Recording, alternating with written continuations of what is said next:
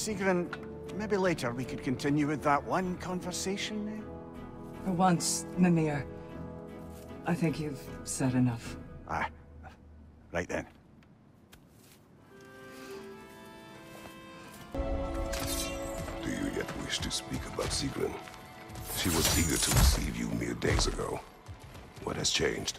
Oh, don't pretend to be interested in my romantic life, brother. I am interested, and you are evading the question.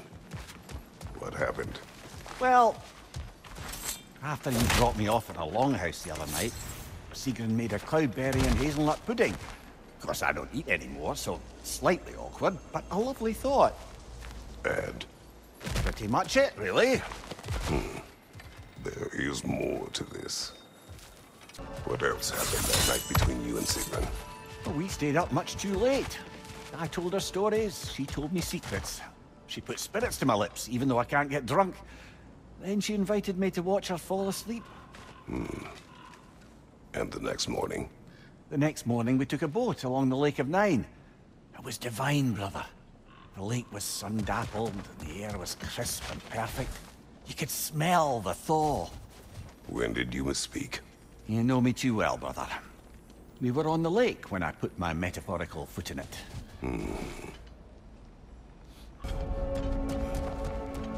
Mimir, tell me, what happened between you and Sigrun on the lake? Well, she was rowing past where you found her family treasury. Where we learned she cursed her brother over forbidden love. That's right.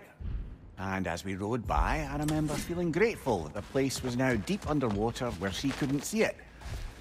And at that moment, she turned to me, and she said, I think, Mimir, I might be smitten with you. I think maybe I want to kiss you. Indeed, brother. I mean, there's always been more to us than there's been the opportunity to explore. So much unspoken, beneath the surface. For her to name it so boldly, it took me a bit off guard. You and Sigrun. I am still waiting for the part where you misspoke. In my defense, I only told her the truth as it struck me in the moment. I told her my feelings for her were deep as Rand's Hall and had been for as long as I'd known her. But just then a kind of revelation came over me.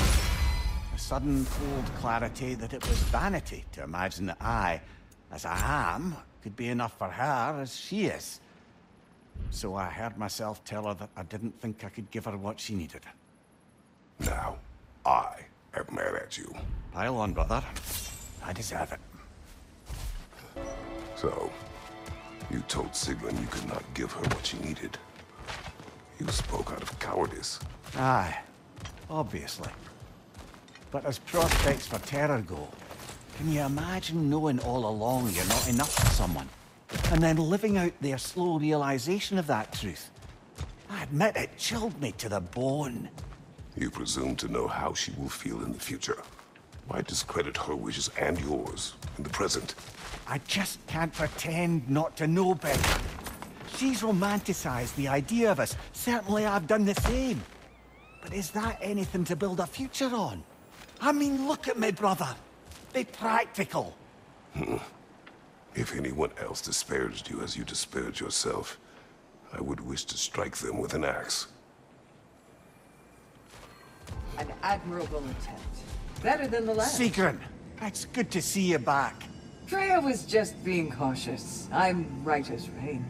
How fares your journey? We have uncovered our host. It is Tyr. Tyr, you say? Aye, and no projection either. I never knew his connection to Valhalla was so strong. But then, he goes back further than I do. Fascinating.